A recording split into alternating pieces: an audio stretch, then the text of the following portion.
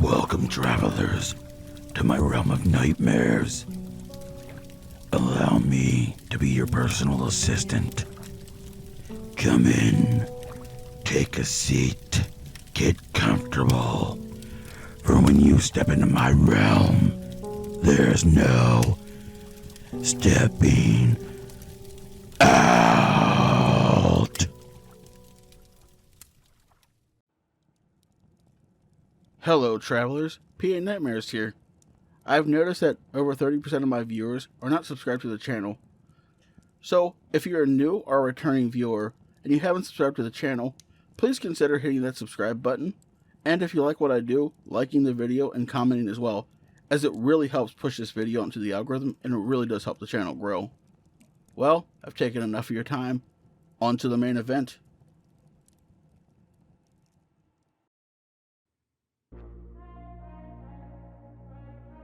So, some bullshit just happened to me today. Well, technically yesterday, as of posting this. I got called into work. Apparently, Mr. and Mrs. Formaggio had a family emergency involving Mrs. Formaggio's mother. So, they couldn't run the store. Yours truly was the first person they called. Now, I know that getting called in is just something that can't be avoided. Thing is, the rain from last night had still been going on. And the returned and other creatures tend to come out more during darker times, such as when visibility is low due to heavy rain or fog in some cases. The town does have a procedure where owners of shops can choose not to open their stores until the weather clears up. Thing is, there are a good bit of opportunistic criminals who will take these opportunities to try and break into closed stores, and Formaggio's tends to make a lot of money. Before I went out, I had to make a few preparations in addition to what I normally do. I made sure to bring my utility belt, which I use to keep several more knives on me, and plus the knife and gun I normally carry. The knives in question have several different runes that I wrote on the blades. People in town figured out that most creatures that weren't susceptible to brute force were weakened by certain symbols. This was all figured out by early settlers of our town, or at least that's the theory. At the town's library, there is an old book containing various runes and symbols corresponding to different creatures. For example, you'd open it to a page to see 4 symbols, then next to it the words, "Blue eyes, wide mouth creature." This helps people to know that those runes weaken that creature specifically. Most everybody in town has a copy of the original book, thanks to the librarian Alice. She handwrote multiple copies for the town. My hand hurts after writing just 2 pages. I have no idea how she was able to do it. You might be thinking that people in town put multiple sets of runes on the same blade. That, however, isn't a very good idea. Each set of runes can only be applied to a single object at a time. If someone tried putting 2 or more sets of runes on the same object, they'd just cancel each other out. But that's just for small objects, such as a knife. Larger objects, such as a house or store, can have multiple runes on them, so long as each set is far enough apart from each other. When on a larger object, they have their own radius, and so long as the different sets of runes are far enough apart from each other on said object, they'll work just fine. In fact, my house and many other homes and buildings in town are covered in these sets of ruins. But while they do keep the returned and many other creatures at bay, they don't stop assholes who try breaking into stores. That's where I come in. I made sure to peek out before stepping outside. I was fortunate enough not to see any returned or glowing pairs of eyes. My luck changed when I stepped out and locked the door behind me. I looked up to see what we call a long-necked creature staring down at me from my roof. It had fleshy, red, scorpion-like skin, 4 legs similar to that of a spider, and to top it all off, a long neck, duh, with a rounded head, sharp teeth, and white eyes. Its face was just a few inches from mine. It opened its mouth wide to bite me, but before it could, I pulled out one of my knives, thrust it into one of its eyes. I pulled my knife out before it hit the ground. Then, when it did, I cut its throat. I had to, or else its dying screams would have attracted more creatures. A few spurts of green blood shot from its neck before it fell still. Shaking my head in annoyance, I got in my car. Usually, I'd just walk to work since it's so close by. However, a lot of these fuckers can attack someone in a half an hour, and I'm fortunate enough to own a car with a quiet engine. It took me a few minutes to reach work. On my way there, I saw many returned running along the streets and sidewalks. Also, other creatures crawling up buildings, even a few flying creatures. I assumed those must be like the ones Carl encountered. When I got to Formaggio's, I was greeted with the sight of 6 returned, but these returned looked different. While still in the spider pose, these looked as if 2 people had their waists cut off, then were fused to the other person that had that happen to them. If you've ever seen Cat Dog, that should let you know what they were like.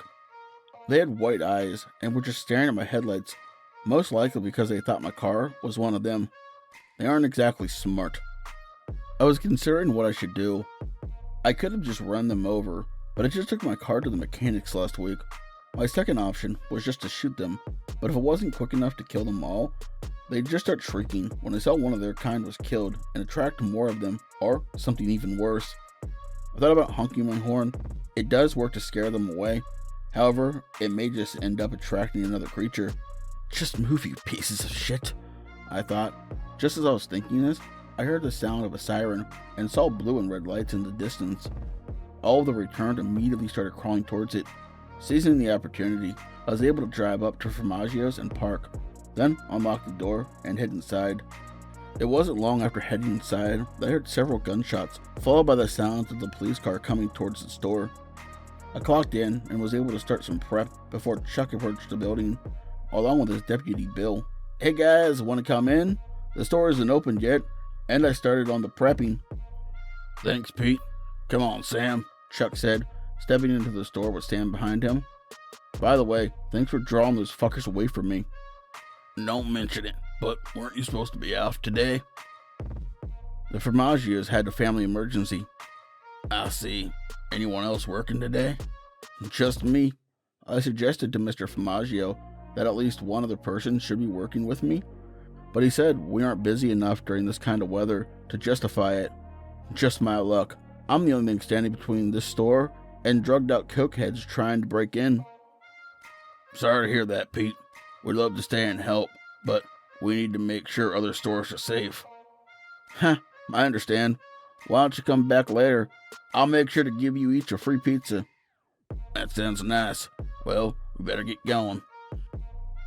Right on. Oh, before you go, I actually encountered one of those long neck things.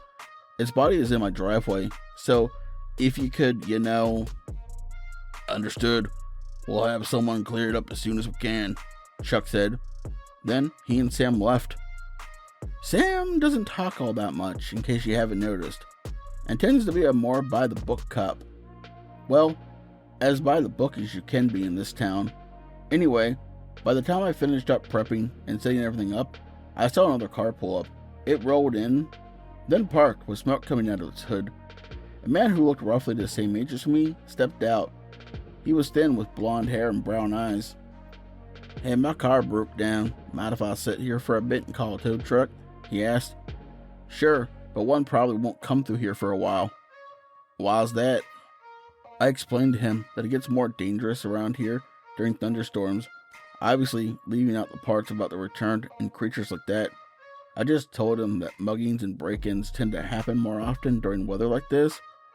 Through casual conversation, I learned his name was Nick, and that he was passing through town on his way to his grandpa's funeral. Your grandpa died. Condolences, man. I've been there, I told him. Thanks. I felt really bad, but he was in his 80s. It was bound to happen eventually. Still doesn't make it any easier to deal with, though. I live out of state, which is why I'm driving.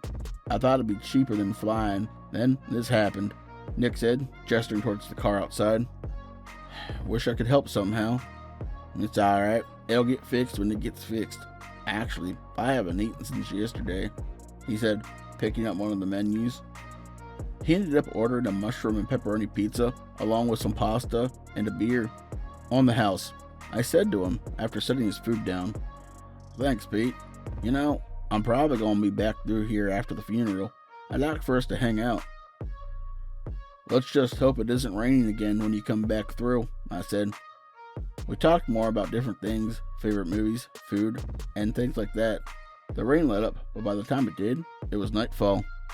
"Hey, this area tends to get pretty dangerous at night. Why don't I take you to my place?" I asked him. "You sure? I don't want to intrude." "Nah, it's fine. I just need to close." I had just finished closing when I heard Nick yell, "What the fuck is that thing?" he screamed. I looked up to see another one of the white-eyed long-necked creatures staring at us from the street. "Oh, that. Yeah, we get those sometime." "Why didn't you tell me?" "Because you wouldn't believe me." "Now see what's going on here." "What? You drugged my beer, didn't you?" "What? No, why would I do that?" "Hell if I know. Maybe you're just bored and this is how you get your kicks. I thought you were cool. I'm leaving," Nick said, heading to the door. "No," I said, getting in front of him. "That thing isn't a hallucination. If you leave the store while it's still out there, it will kill you." "Why should I believe you?" "Do you really want to go out there and take that chance?" He looked at the creature, then back to me. "Okay, you have a point. Assuming that thing is real, how do we get rid of it?" "Well, I could go out and kill it, but there might be more." "There are more of them?" "Yeah, I'll explain when we get to my place." The creature went away a few minutes after we were done talking. I clocked out, then drove Nick to my house. He was spooked about all the creatures he saw on the way. Apparently, he hadn't had any encounters on his way into town. Once we were in my house, I explained to him the full story about this town. He still thinks I probably drugged him. Hopefully, by tomorrow, he'll believe me. He seems like a nice guy, and I'd hate for something to happen to him. He's asleep on my couch right now. Mr. and Mrs. Formaggio won't be back until Wednesday. As I'm finishing typing this, it's nearly 20 to 6, and I have an opening shift in under 3 hours. Fuck my life, right? Oh well, at least I have someone to work with this time. And I'll be sure to pound back some energy drinks. Wish me luck. I'll update you all probably next week, if and when something else happens. This is Pizza Pete, signing out.